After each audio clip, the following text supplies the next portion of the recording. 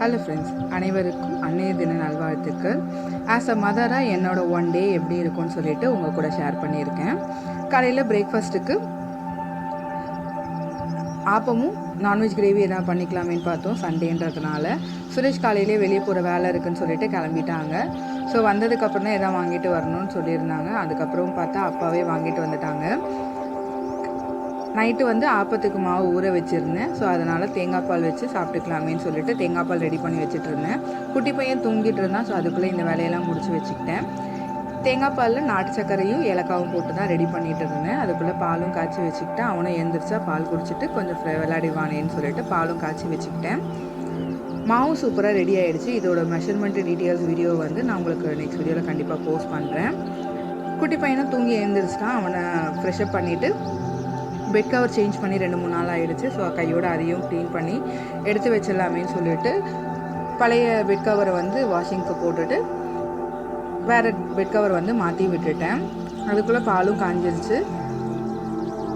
குட்டி பையனுக்கு காலையில் பிரேக்ஃபாஸ்ட்டுக்கு ஆப்பமும் தேங்காய் பாலும் தான். இந்த காம்பினேஷன் அவனுக்கு ரொம்ப பிடிக்கும். இது குழந்தைங்களுக்கும் ரொம்ப ஹெல்த்தியானது. யார் யாருக்கெல்லாம் இந்த காம்பினேஷன் பிடிக்கும்னு சொல்லிட்டு கமெண்ட்டில் சொல்லுங்கள்.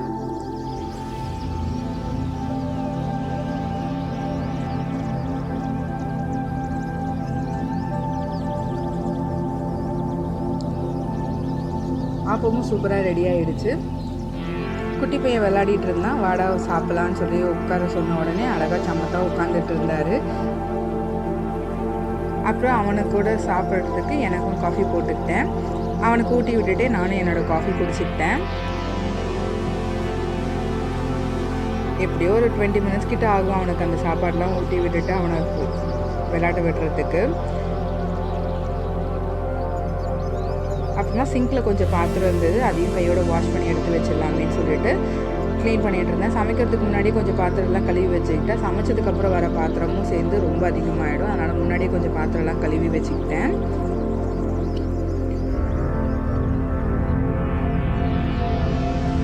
அப்புறம் சாதம் வைக்கிறதுக்காக அரிசி ஊற வச்சுட்டு அப்பா நான்வெஜ் வாங்கிட்டு வந்திருந்தாங்க. சுரேஷால் வாங்கிட்டு வர முடியலன்னொடனே அப்பாவுக்கு ஃபோன் பண்ணியிருந்தேன். ஸோ அவர் தான் வாங்கிட்டு வந்திருந்தாங்க. மட்டன் கொஞ்சம் வாங்கிட்டு வந்தாங்க. இந்த 2 பேருக்கு 1/4 கிலோவே போதும். குட்டி பையன் அவ்வளோவா சாப்பிட மாட்டான். அதில் இருக்க வேக வச்சிருந்த தண்ணி வச்சு மட்டும் தான் சாப்பிடுவான். ஸோ அதனால் நிறைய தேவைப்படாதுன்னு சொல்லிட்டு 1/4 கிலோ மட்டும் வாங்கிட்டு வர சொல்லியிருந்தேன். அதையும் மஞ்சத்தூள்லாம் நல்லா போட்டு வாஷ் பண்ணிவிட்டு வேக வச்சுக்கிட்டேன்.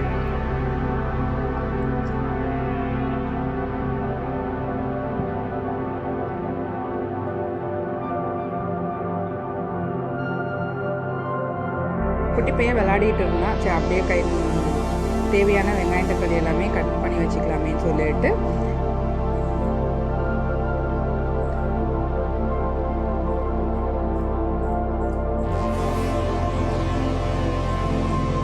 சமைக்கிறதுக்கு முன்னாடி தேவையானது எல்லாமே கட் பண்ணி ரெடி பண்ணி வச்சுக்கிட்டா சமைக்க ஈஸியாக இருக்கும். ஸோ அதனால் முன்னாடி ரெடி பண்ணி வச்சுக்கிட்டேன். அரிசி ஒரு பக்கம் வெந்துட்டு இருந்தது. கறியும் ஒரு பக்கம் வெந்து முடிஞ்சிருச்சு. ஸோ சூப்பராக கறியும் ரெடி ஆகிடுச்சு. இப்போ குழம்பு தாளித்து விட வேண்டிய வேலை தான். இது குழம்போட டீட்டெயில் வீடியோ நெக்ஸ்ட் வீடியோவில் போஸ்ட் பண்ணுறேன். வேணும்னா அதையும் செக் பண்ணி பாருங்கள். இந்த வேலையெல்லாம் ரெடி ஆகிறதுக்குள்ளே நானும் ஃப்ரெஷ்ஷப் ஆக்கிட்டு வந்துட்டேன்.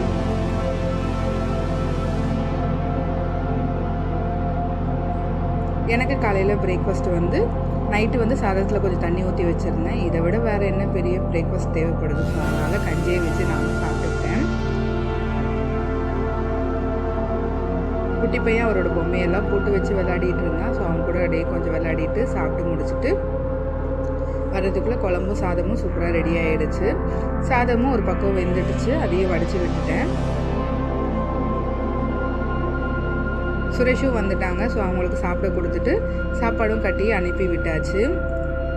குட்டி பையனுக்கும் சாதம் ஊற்றி விட்டுட்டு அவனை தூங்க வச்சுட்டேன். ஸோ அவன் தூங்கிட்டு இருக்கும்போது தான் மற்ற வேலையெல்லாம் பார்க்க கொஞ்சம் ஈஸியாக இருக்குமேன்னு சொல்லிட்டு அவனுக்கு சாதம் ஊட்டி விட்டு அவனும் தூங்கிக்கிட்டான்.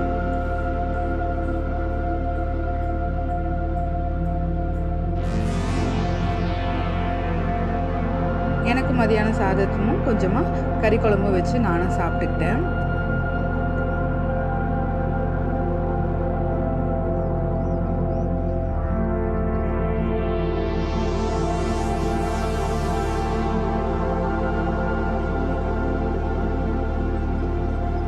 நான்வெஜ் சமைக்கிறதுல பெரிய அட்வான்டேஜ் என்னென்னா காலையில் பிரேக்ஃபாஸ்ட்டும் வச்சுக்கலாம், மதியானம் லஞ்சுக்கும் வச்சுக்கலாம், நைட்டு டின்னருக்குமே வச்சுக்கலாம்.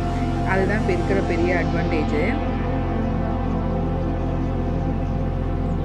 நானும் சாப்பிட்டு முடிச்சிட்டேன்.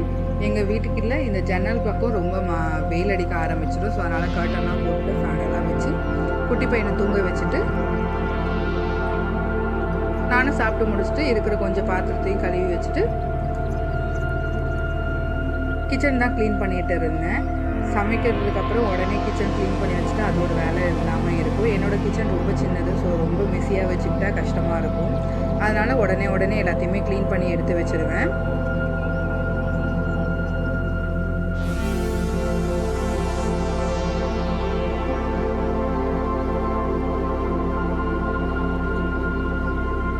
ஃபஸ்ட்டு ஒரு டைம் சோப் போட்டு நல்லா தொடச்சிட்டு அதுக்கப்புறம் தண்ணியெலாம் தொடச்சி விட்டுட்டு திருப்பி ஒரு டைம் நல்லா போட்டு தொடச்சி விட்டுட்டா கொஞ்சம் பார்க்க நீட்டாக இருக்கும். எப்படியும் அழுக்காக போகுது, பட் இருந்தாலும் கொஞ்சம் நல்லா நீட்டாக க்ளீன் பண்ணி வச்சுட்டு அடுத்த வாட்டி க்ளீன் பண்ண கொஞ்சம் ஈஸியாக இருக்குமேன்னு சொல்லிட்டு ஃபுல்லாக க்ளீன் பண்ணி வச்சுட்டேன். அப்புறம் இந்த கைப்பிடி துணி எல்லாமும் அழுக்காக இருந்தது, ஸோ அதையும் வாஷ் பண்ணிவிட்டு கொஞ்சம் நேரம் காய வச்சுட்டேன்.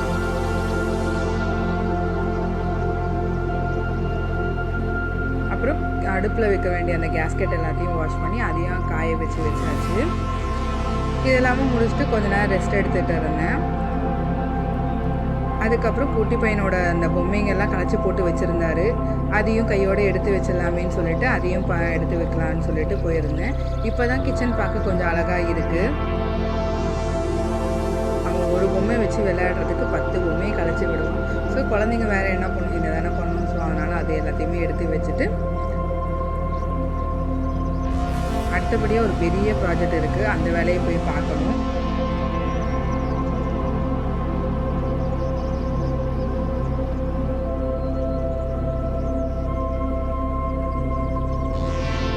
பூஜை ரூமுக்கு மேலேயும் இந்த ஃப்ரிட்ஜுக்கு மேலேயும் இருக்கிற இடம் ரொம்ப அழுக்காக இருந்தது. ஸோ எல்லாத்தையுமே அப்படியே போட்டு வச்சுருந்தேன். ஸோ அதையும் அடிக்கடி க்ளீன் பண்ணிட்டு வைக்கிறது.